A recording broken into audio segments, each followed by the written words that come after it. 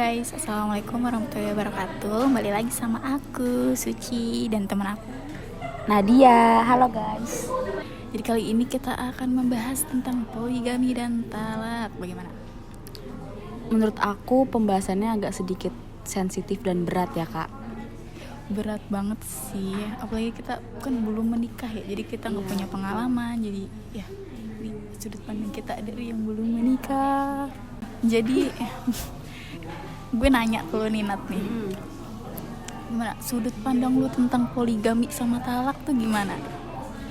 Kalau menurut aku pribadi ya, poligami itu kayaknya dibolehin dalam Islam ya. Tapi kayaknya ada syarat-syarat yang harus. Iya betul. Menurut aku pribadi kayak gitu.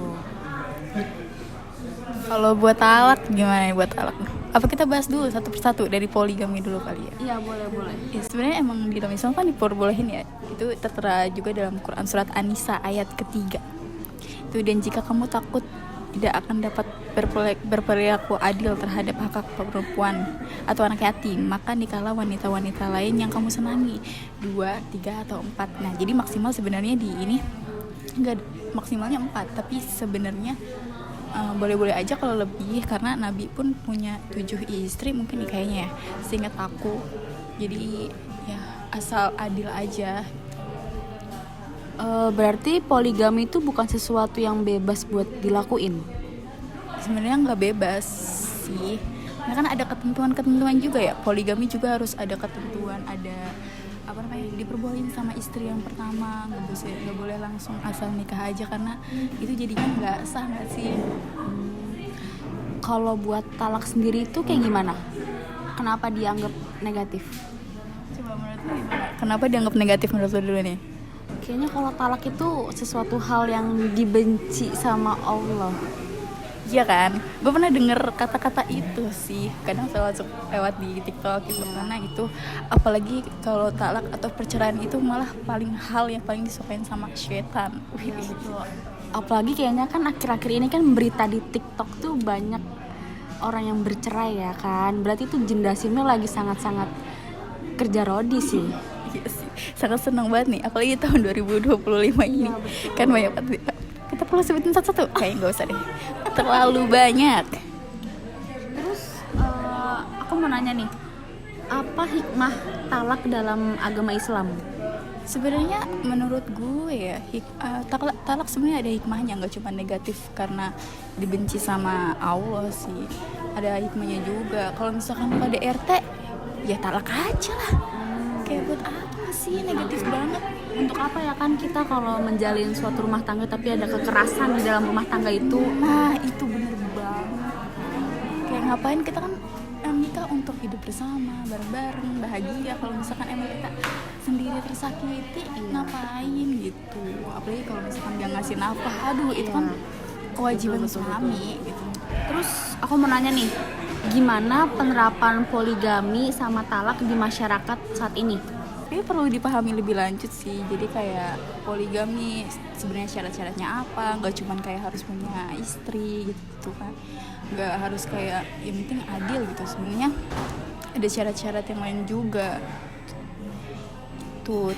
Kalau misalkan untuk talak ya itu sebenarnya ada syaratnya juga. Sebenarnya kan karena dibenci sama Allah, tapi Allah juga memperbolehkan. Jadi bisa dibilang itu menyesuaikan keadaan. Iya, betul. Berarti yang bermasalah itu bukan ajarannya tapi praktiknya itu ya. Itu tergantung dari kepribadian manusianya itu sendiri sih, gimana cara memahami agama dan tentang talak dan poligami ini. Gue cuman tahu kalau misalkan talak cerai udah gitu, terus poligami nikah lagi udah gitu, kayak gitu tuh. Terus talak juga kan harus sampai 3 dulu kan baru bisa. Iya pernah denger sih kayak gitu, cuman ya kayaknya kalau itu harus dibahas secara gimana ya, harus suami istri harus berpikir matang-matang sih ya kan gitu.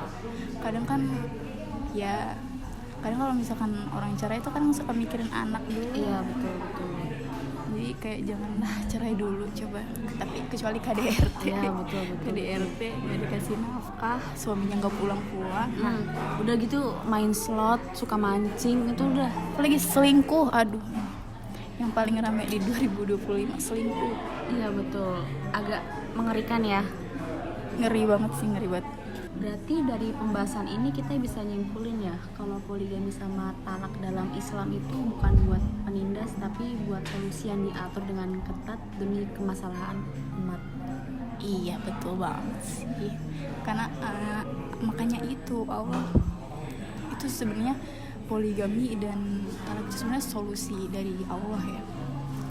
Poligami kalau misalkan ada cowok yang kurang nih satu istri, atau istrinya mungkin kayak di film-film tuh istrinya nggak bisa punya anak gitu, bisa nikah lagi, nah itu kan solusi dari Allah kan. Terus kalau misalkan talak juga solusi dari Allah. Kenapa? Karena kalau misalkan jadi istri kita kena KDRT itu solusi kan, dia minta talak, atau istrinya tuh nggak nurut sama suaminya jadi ditalak sama suaminya tuh, kayak itu solusi. Karena kan nggak mungkin masa istri nggak nurut sama suami kan. Sebut banget padahal belum nikah guys. Bener. Islam kan selalu menempatkan keadilan ya kan, keadilan, kasih sayang dan tanggung jawab sebagai prinsip utama dalam kehidupan rumah tangga. Bener banget. Semoga Pembahasan kita jadi manfaat untuk kalian semua yang mendengarkan. Ini pandangan kita pribadi ya, dari yang orang yang belum menikah. betul. Jadi buat kalian yang di luar sana yang belum menikah, harap berpikir matang-matang, oke? Kita masih mencari jati diri kita, guys. Sekalian mencari jodoh. Tapi sebenarnya kan gue kuliah agama nih kan, suruh bikin kata guru gue, dosen. Iya, Dosen gue sebenarnya kan talak biasanya yang nalak tuh suami kan. Sebenarnya istri juga bisa gugat. Itu namanya apa gitu, bukan talak. Ya gugat aja. Jadi tapi harus ada apa namanya, ketentuannya gitu. Jangan asal gugat. Iya. Kalau suami lu baik-baik aja digugat tuh, aduh. Jangan dong, repot. Orang baik-baik aja kau digugat. Nah itu kayak kalau suami lu KDRT, nggak pulang-pulang, nggak ngasih nafkah, baru bisa digugat. Nah itu tapi bisa cerai atau enggaknya tergantung keputusan dari hakim. Iya, betul. Kan kita sistem hukum negaranya kan. Gue juga baru tahu sih kalau misalkan kalau seorang istri bisa gugat dari dosen gue. Tapi emang bisa sih kalau kita nikah secara hukum dan agama. Kalau misalkan secara agama aja kan kasir ya udah. Oh iya, talak agama aja. Itu nikah siri ya? Iya, talak aja. Berarti itu nggak gitu. diakuin Sama negara, lu nggak bisa gugat juga. Kayaknya sih menurut gue gitu. Oke guys, itu aja yang bisa kita sampaikan ya, podcast obrolan ini. Walaupun nggak tahu ya sebenarnya ini bermanfaat atau enggak. Semoga bermanfaat. Nah, kurang lebihnya mohon maaf. Wassalamualaikum warahmatullahi wabarakatuh. Sampai ketemu di podcast selanjutnya.